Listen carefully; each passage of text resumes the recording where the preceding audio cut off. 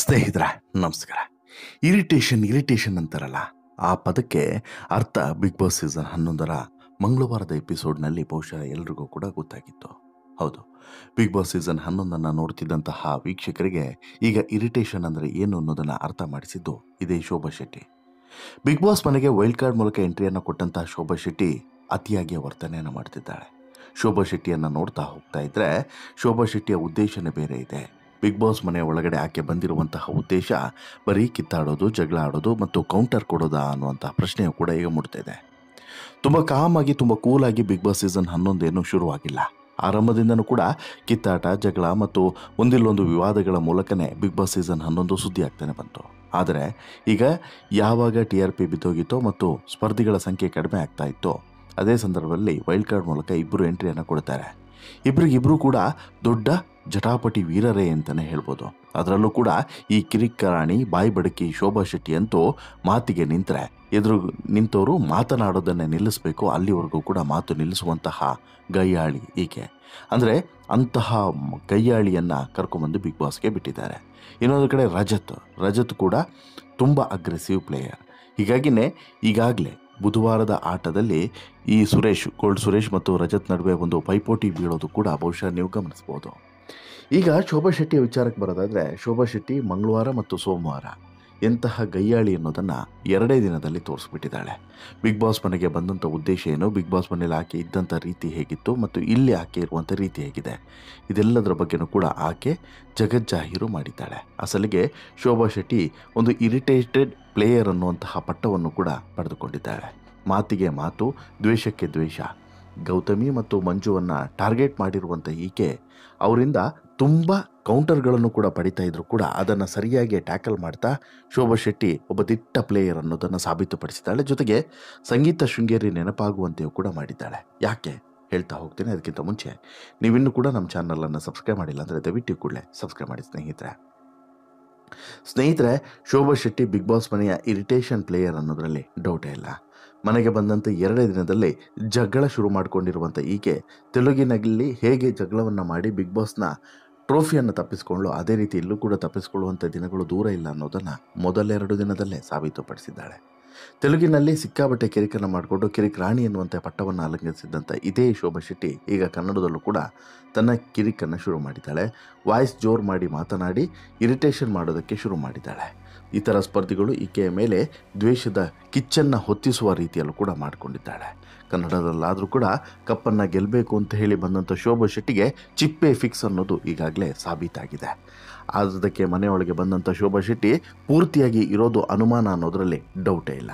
ಯಾಕಂತ ಹೇಳಿದ್ರೆ ಮನೆಯೊಳಗೆ ಶೋಭಾ ಶೆಟ್ಟಿ ಧ್ವನಿ ಏರಿಸಿಕೊಂಡು ಮಾತನಾಡಿದ ತಕ್ಷಣ ಕೊನೆಯವರೆಗೆ ಇರೋಕ್ಕೆ ಆಗುತ್ತೆ ಅನ್ನೋದು ಮಾತ್ರ ಒಂದು ಮೂರ್ಖತನ.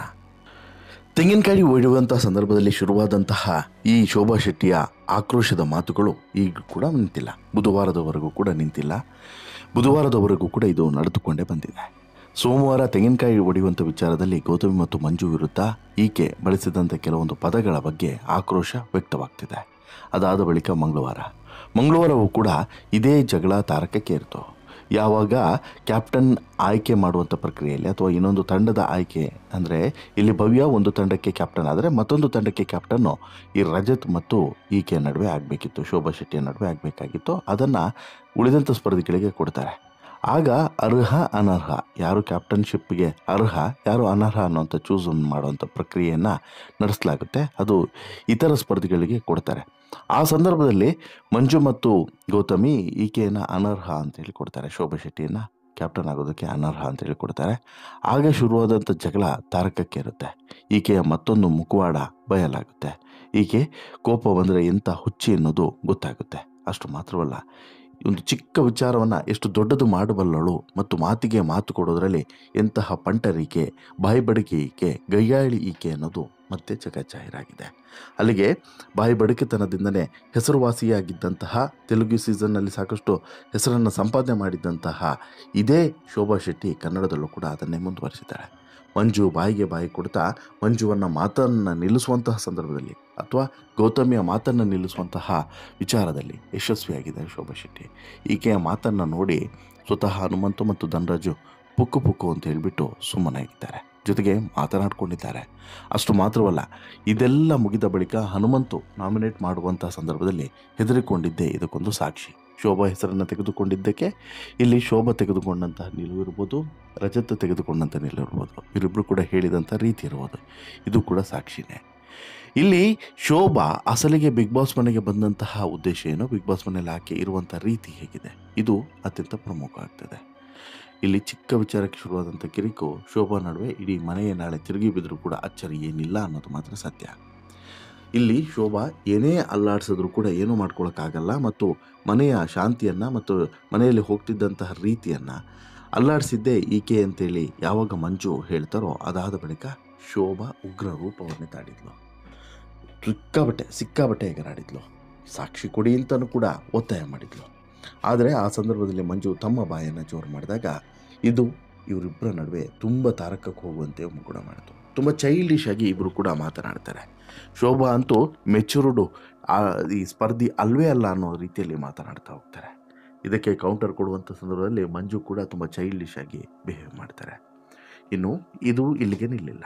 ಇದಾದ ಬಳಿಕ ಈ ಗೌತಮಿ ವಿಚಾರದಲ್ಲೂ ಕೂಡ ಹೀಗೆ ಆಯಿತು. ಗೌತಮಿ ವಿಚಾರದಲ್ಲೂ ಕೂಡ ಈ ಪಾಸಿಟಿವಿಟಿ ಅನ್ನುವಂತಹ ಮಾತನ್ನು ಇಟ್ಕೊಂಡು ಈ ಗೌತಮಿ ಇವರನ್ನು ಅನರ್ಹ ಅಂತ ಹೇಳ್ಕೊಟ್ರು, ಯಾರನ್ನ, ಶೋಭಾಳನ್ನು. ಆಗಲೂ ಕೂಡ ಶೋಭಾ ಉರಿದುರಿದು ಬಿತ್ತಿದ್ರು. ಇಲ್ಲಿ ಶೋಭಾಗೆ ಮತ್ತು ಗೌತಮಿಯ ನಡುವೆ ಕೂಡ ವಾಕ್ಸಮರ ನಡೀತು. ಬಟ್ ಅದು ಮಂಜು ಅಷ್ಟು ಜೋರಿರಲಿಲ್ಲ. ಇಲ್ಲಿ ಗೌತಮಿಯನ್ನು ನೆಗೆಟಿವ್ ಮಾಡಬೇಕು ಅಥವಾ ಗೌತಮಿ ಮುಖವಾಡನ ಹಾಕ್ಕೊಂಡು ನಿಂತಿದ್ದಾರೆ ಅಂತೇಳ್ಬಿಟ್ಟು ಆರಂಭದಲ್ಲೇ ಹೇಳಿದಂತಹ ಈಕೆಗೆ, ಶೋಭಾ ಶೆಟ್ಟಿಗೆ, ಗೌತಮಿ ನೀವು ಮುಖವಾಡನ್ನು ಕಳಿಸ್ತೀನಿ ಅಂತೇಳಿ ಹೇಳಿದ್ದೀರಲ್ಲ, ಹಾಗಾದರೆ ನೀವು ಮುಖವಾಡವನ್ನು ಹಾಕ್ಕೊಂಡು ಬದುಕ್ತಿದ್ದೀರಾ, ಭಯ ಪಡ್ತಿದ್ದೀರಾ ಅಂತಲೂ ಕೂಡ ಶೋಭಾ ಮತ್ತಷ್ಟು ಚುಚ್ಚುವಂಥ ಕೆಲಸವನ್ನು ಮಾಡ್ತಾರೆ. ಇದು ಇನ್ನಷ್ಟು ಆಕ್ರೋಶವನ್ನು ಹೆಚ್ಚಾಗುವಂತೆ ಮಾಡುತ್ತೆ. ಇದು ಮುಗಿದ ಮೇಲೆ ಗೌತಮಿ ಇದೇ ವಿಚಾರದ ಬಗ್ಗೆ ಡಿಸ್ಕಸ್ ಕೂಡ ಮಾಡ್ತಾರೆ. ಇದು ಬಹುಶಃ ಶೋಭಾ ಶೆಟ್ಟಿಗೆ ಮುಂದಿನ ದಿನಗಳಲ್ಲಿ ತುಂಬ ಅಪಾಯಕಾರಿ ಆಗುತ್ತೆ ಅನ್ನೋದರಲ್ಲಿ ಡೌಟ್ ಇಲ್ಲ. ಓವರ್ ಕಾನ್ಫಿಡೆನ್ಸ್ ಮತ್ತು ಓವರ್ ಆ್ಯಟಿಟ್ಯೂಡು ಬಿಗ್ ಬಾಸ್ ಮನೆಯಲ್ಲಿ ಹೆಚ್ಚು ದಿನಗಳ ಕಾಲ ನಿಲ್ಲೋದಿಲ್ಲ, ಉಳಿಯೋದಿಲ್ಲ ಅನ್ನೋದಕ್ಕೆ ಸಾಕಷ್ಟು ಸಾಕ್ಷಿಗಳಿದ್ದಾವೆ. ಅಸಲಿಗೆ ಶೋಭಾ ಶೆಟ್ಟಿ ಬಂದಿರೋದು ವೈಲ್ಡ್ ಕಾರ್ಡ್ನ ಮೂಲಕ. ಬಿಗ್ ಬಾಸ್ ಮನೆಯ ಆಟವನ್ನು ಕಂಪ್ಲೀಟಾಗಿ ನೋಡಿ ನಂತರ ಇವರಿಬ್ಬರು ಕೂಡ ಇಲ್ಲಿಗೆ ಬಂದಿರುವಂಥದ್ದು. ಹೀಗಿರುವಾಗ ಬೇರೆ ಭಾಷೆಯ ಬಿಗ್ ಬಾಸ್ಗೂ ಇಲ್ಲಿನ ಬಿಗ್ ಬಾಸ್ಗೂ ವ್ಯತ್ಯಾಸ ಇದೆ. ಒಂದು. ಎರಡನೇದು, ಇಲ್ಲಿನ ಬಿಗ್ ಬಾಸ್ನಲ್ಲಿ ಇರುವಂಥ ಸ್ಪರ್ಧಿಗಳ ರೀತಿ ನೀತಿ ಮತ್ತು ಅದೆಲ್ಲ ಅಡ್ವಾಂಟೇಜಸ್ಗಳನ್ನು ತೆಗೆದುಕೊಂಡು 50ನೇ ದಿನಕ್ಕೆ ಬಿಗ್ ಬಾಸ್ ಮನೆಯ ಒಳಗಡೆ ಪ್ರವೇಶ ಪಡೆದಿರುವಂಥ ಇವರಿಗೆ ಬಿಗ್ ಬಾಸ್ ಕೂಡ ಹೆಚ್ಚೇ ಸವಲತ್ತುಗಳನ್ನು ಕೊಡ್ತಾ ಇದ್ದಾರೆ, ಹೆಚ್ಚು ಅವಕಾಶಗಳನ್ನು ಕೊಡ್ತಿದ್ದಾರೆ. ಇದು ಬಹುಶಃ ಒಂದು ಕುರಿಯನ್ನು ಕಡಿಯೋದಕ್ಕಿಂತ ಮುಂಚೆ ಕೊಡುವಂಥ ಸೌಲಭ್ಯನ ಗೊತ್ತಿಲ್ಲ. ಈಗ ಕಳೆದ ಸೀಸನ್ನಲ್ಲೂ ಕೂಡ ವೈಲ್ಡ್ ಕಾರ್ಡ್ ಮೂಲಕ ಬಂದಿದ್ದರು, ಅವರನ್ನೇನು ಹೆಚ್ಚು ದಿನ ಉಳಿಸ್ಕೊಳ್ಳಿಲ್ಲ, ಹಿಂಗೆ ಬಂದು ಹಂಗೆ ಹೋಗಿದ್ರು. ಇಲ್ಲೂ ಕೂಡ ಹಾಗೆ ಆಗುತ್ತಾ ಗೊತ್ತಿಲ್ಲ. ಬಟ್ ಹನುಮಂತ್ ವಿಚಾರದಲ್ಲಿ ಹಾಗೆ ಆಗೋಕ್ಕೆ ಸಾಧ್ಯವೇ ಇಲ್ಲ. ಶೋಭಾ ಶೆಟ್ಟಿ ಇರ್ಬೋದು, ರಜತ್ ಇರ್ಬೋದು, ಇವರಿಬ್ಬರ ವಿಚಾರದಲ್ಲಿ ಆದರೂ ಕೂಡ ಅಚ್ಚರಿ ಏನಿಲ್ಲ. ಆದರೆ ಇಲ್ಲಿ ಒಂದು ಹಂತದಲ್ಲಿ ಸಂಗೀತ ಶೃಂಗೇರಿ ಕಳೆದ ಸೀಸನ್ನಲ್ಲಿ ಯಾವ ರೀತಿ ವರ್ತನೆಯನ್ನು ಮಾಡ್ಕೊಂಡಿದ್ರೋ ಅದೇ ರೀತಿಯ ಅಥವಾ ಅದನ್ನು ಮೀರಿಸುವ ರೀತಿಯಲ್ಲಿ ಶೋಭಾ ಶೆಟ್ಟಿ ಕಾಣಿಸ್ತಿರೋದಂತೂ ಸತ್ಯ. ಇಂತಹ ಒಂದು ಕ್ಯಾಂಡಿಡೇಟ್ ಇರಬೇಕಾಗಿತ್ತು ಅಂತೇಳಿ ಕೆಲವರು ಅಭಿಪ್ರಾಯವನ್ನು ವ್ಯಕ್ತಪಡಿಸ್ತಿದ್ದಾರೆ. ಯಾಕಂತ ಹೇಳಿದ್ರೆ ಬಿಗ್ ಬಾಸ್ನ TRP ಹೆಚ್ಚಾಗೋಕ್ಕೆ ಇಂಥ ಕಿರಿಕರು ಒಬ್ಬರು ಇರಲೇಬೇಕು. ಎಲ್ಲೋ ಕೂಡ ಸೈಲೆಂಟ್ ಆಗಿದ್ದರೆ ಮಜಾ ಇರೋದಿಲ್ಲ ಅಂಥೇಳಿ ಕೆಲವರು ಅಭಿಪ್ರಾಯವನ್ನು ವ್ಯಕ್ತಪಡಿಸ್ತಿದ್ರೆ, ಸರ್ ಇಂಥವ್ರು ಒಬ್ಬರು ಬಂದರೆ ಬಿಗ್ ಬಾಸ್ನ TRP ಬಿದ್ದೋಗುತ್ತೆ, ಇಂತಹವ್ರು ಬಂದರೆ ಇರಿಟೇಷನ್ ಆಗ್ತದೆ ಬಿಗ್ ಬಾಸ್ ನೋಡೋದಕ್ಕೆ, ಈಕೆ ವಾಯ್ಸ್ ಕೇಳಿದ್ರೇ ಇರಿಟೇಟ್ ಆಗುತ್ತೆ ಅಂತಲೂ ಕೂಡ ಕೆಲವರು ಅಭಿಪ್ರಾಯವನ್ನು ವ್ಯಕ್ತಪಡಿಸ್ತಾರೆ. ಹೀಗೆ ತರತರವಾದಂತಹ ಅಭಿಪ್ರಾಯಗಳು ವ್ಯಕ್ತವಾಗ್ತವೆ. ಅದೇನೇ ಇದ್ರೂ ಕೂಡ ಸ್ನೇಹಿತರೆ, ಒಂದಂತೂ ಸತ್ಯ, ಬಿಗ್ ಬಾಸ್ಗೆ ಶೋಭಾ ಶೆಟ್ಟಿ ವೈಲ್ಡ್ ಕಾರ್ಡ್ ಮೂಲಕ ಎಂಟ್ರಿಯನ್ನು ಕೊಟ್ಟಾಗಿದೆ. ವೈಲ್ಡ್ ಕಾರ್ಡ್ ಮೂಲಕ ಎಂಟ್ರಿಯನ್ನು ಕೊಟ್ಟಂಥ ಶೋಭಾ ಶೆಟ್ಟಿ ತನ್ನ ಇರುವಿಕೆಯನ್ನು ಸಾಬೀತುಪಡಿಸೋದಕ್ಕೆ ನಾನಾ ಪ್ರಯತ್ನಗಳನ್ನು ಮಾಡ್ತಿದ್ದಾರೆ. ಬಟ್ ಇದು ಎಷ್ಟು ದಿನಗಳ ಕಾಲ ನಡೆಯುತ್ತೆ ಅದನ್ನು ಕಾದು ನೋಡಬೇಕು. ಬಟ್ ಒಂದಂತೂ ಸತ್ಯ, ಬಂದಾಗಿದೆ, ಯುದ್ಧಕ್ಕೆ ನಿಂತಾಗಿದೆ. ಎಷ್ಟು ಸೈನಿಕರನ್ನು ಮಣಿಸ್ತಾರೆ, ಎಷ್ಟು ದಿನ ಇರ್ತಾರೆ ಯುದ್ಧ ಭೂಮಿಯಲ್ಲಿ, ಕಾದು ನೋಡೋಣ.